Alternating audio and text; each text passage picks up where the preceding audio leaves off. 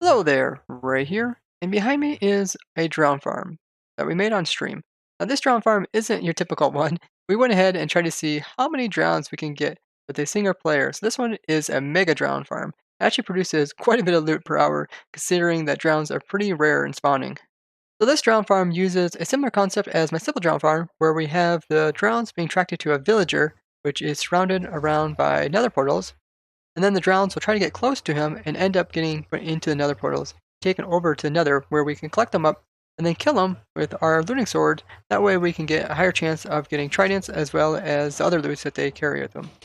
So the player will AFK here in the center, and during the daytime the drowns won't be attracted to the villagers. Once it turns to night, then the drowns will try to go towards the villagers and pathfind to them. Once they spawn in, there will be a villager within range for them to go and try to pathfind to, such as this guy here. And pretty much the drowns will try to walk in and get close to him, and end up walking in front of some tripwire, which is right here, which activates some observers, and then comes in and pushes this slime block, and this will push the drowns into the portal. Problem is, because the drowns themselves don't like getting too close to the portal, unless another drown pushes them in, we had to use this method to actually get them into the portal. Once they're in the portal, they'll be sent over into the nether dimension, and they will no longer count towards mob cap here. This will allow it so that more drowns can spawn in. And after a little bit of AFKing, I wouldn't recommend AFKing more than like 20 minutes because this farm is pretty OP. But then you just go through this top portal here, which links up with another portal that is on the other dimension, and this will take you above the drown farm without being inside of it. So the drowns end up in that portal down there, and they get pushed to the side. We can take a look at that using spectator. If we come in here, you kind of see there is a portal in the center, and then we got some drowns, or a lot of drowns actually, that are coming through and getting pushed out of the portal. Ending up on either side, they're kind of congregating in big huge piles here. There's a lot of them here. And let's see, how many are actually here? Oh wow, 280. And pretty much what they're doing is they're pressing up against these ladders, which prevent them from getting max cramming, which is great, so they don't end up dying before we have to kill them. Because if you want to get the tridents, you have to kill them by player means. And we want to use looting to increase that chance. So the player would want to come in underneath here and have your looting sword. It's nice to also have like the mending as well as the smite to help you kill these guys. You can have unbreaking on this as well. And sweeping edge will allow you to kill off more than one. First thing we would actually want to do is knock out the portal behind. That way one drown that's over here wouldn't accidentally get pushed over and end up through the portal and get teleported back again. You can see there's a whole bunch of these guys in here. Then you want to come in here and swing at them. Now the only problem is in 1.13, they did try to decrease the amount of lag, but XPs are pretty laggy still. So you're going to get a lot of lag once you kill these guys, depending on how many you have. So let's go ahead and kill these guys. I empty out the chest and let's just see what we get.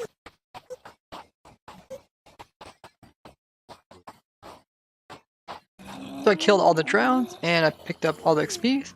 First thing you'll notice is that we got a bunch of zombies that spawned in here in the nether. Now this is because every time you hit a drown, if you hit one that's like a leader one that can call in reinforcements, that drown will call in reinforcements, but they're going to be zombie reinforcements over here in another dimension. And yeah, pretty much you'll get a lot of zombies, so it's good to encase yourself in. I have a little trapdoor here which I can get in and they cannot, so they don't accidentally attack you while you're sitting in here.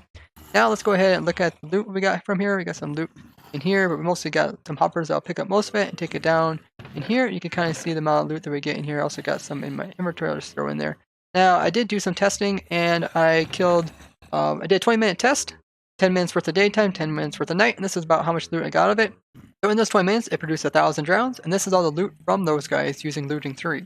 You notice you get quite a bit of rotten flesh just because of the looting. Of course, you get your gold bars and you'll get the nautilus shells. You also get some jockeys, so you'll get some feathers as well as raw chicken. And there's also a chance of getting fishing rods as well as tridents.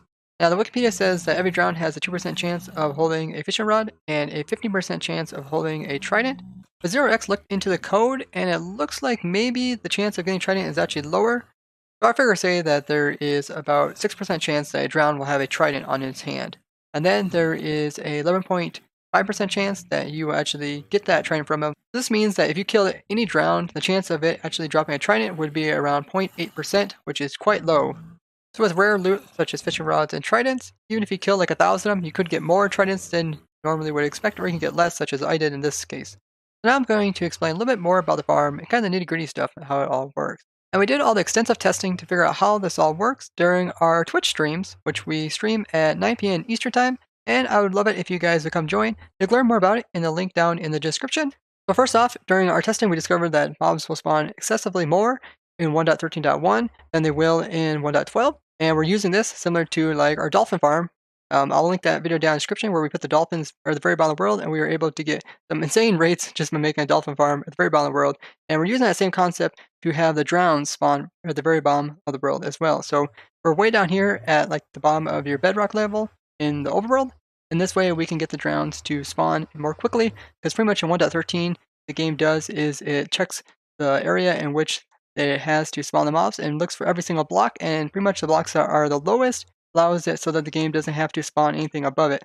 So by having blocks only down here and spawning down here, the game doesn't attempt to put any more spawns above it and concentrates everything way down here, which is ideal to get the most spawns. But even more important than that is to have a lot of areas for mobs to spawn. Because you don't even have to worry about getting them down low if you have a large amount of area for them to spawn. As you can see here, we try to maximize the area, so we have a nice circular area. This is going out 128 meters around the player. This is maximum area for the mobs to spawn in without them being able to despawn. Because of this, we can get the most amount of spawns, and we also kept the water only 2 meters deep. And this is a good reason because it keeps the mobs spawning low in the world, as well it allows the drowns to pathfind much better.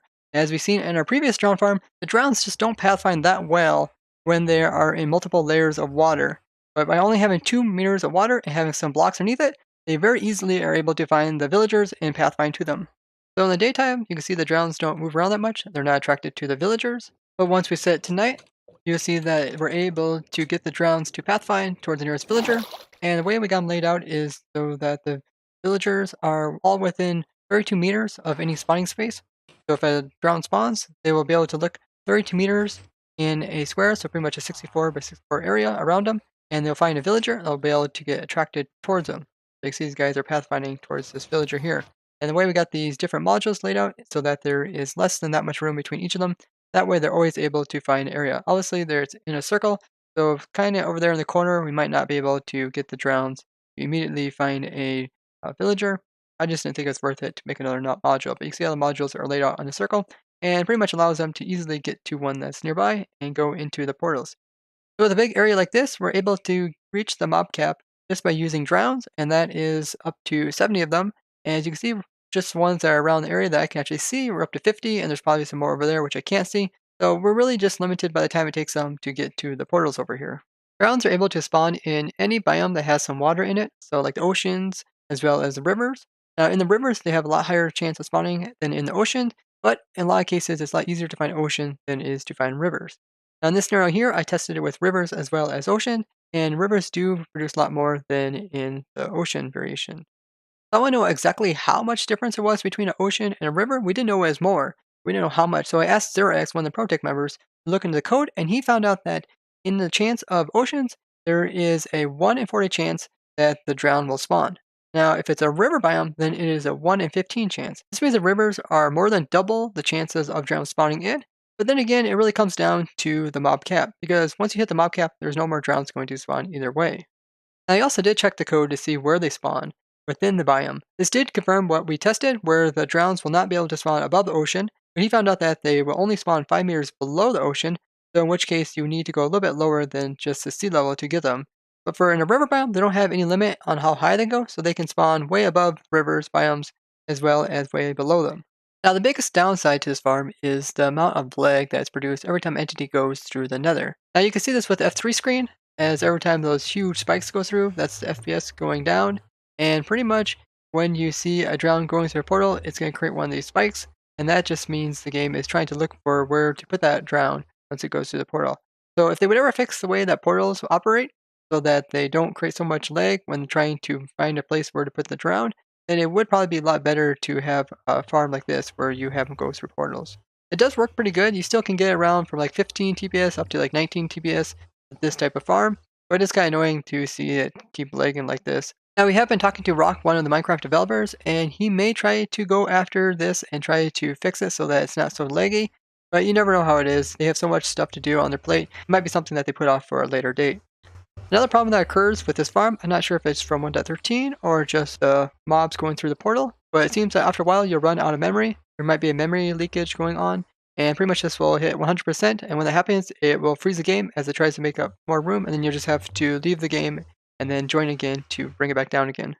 Now, if you would want to try to improve the output of this farm, you would probably want to increase the time it takes these guys to get into the nether dimension or to get killed by a player. So maybe a case where you have like a piston conveyor that's moving all the mobs quickly to another portal, or having them move to player and kill them. The hardest part about building the farm would probably be coming in and making a perimeter in a big huge ocean, and that way you would have a lot of room to have these guys be able to spawn in, while also having a nice solid floor for them to move about on. It was a lot of fun designing this up and building it on our Twitch stream. We learned a lot about how the game works with mob spawning, as well as drown moving about, and even the excessive amount of lag that comes with 1.13. A big thanks to ZeroX for looking in the code and figuring out how the mobs spawn, as well as looking up the loot tables for them. And if you guys would like to look at this world, I'll put the world download in the description. I'd like to thank you guys for watching, and if you found this interesting, show me a like and share this with others. If you'd like to see more stuff for Vanilla Survival, go ahead and subscribe and hit the bell button to get notifications. I have a lot of different crazy stuff like this on my channel. And if you guys have any comments or questions, be sure to ask me down in the comments. Bye-bye.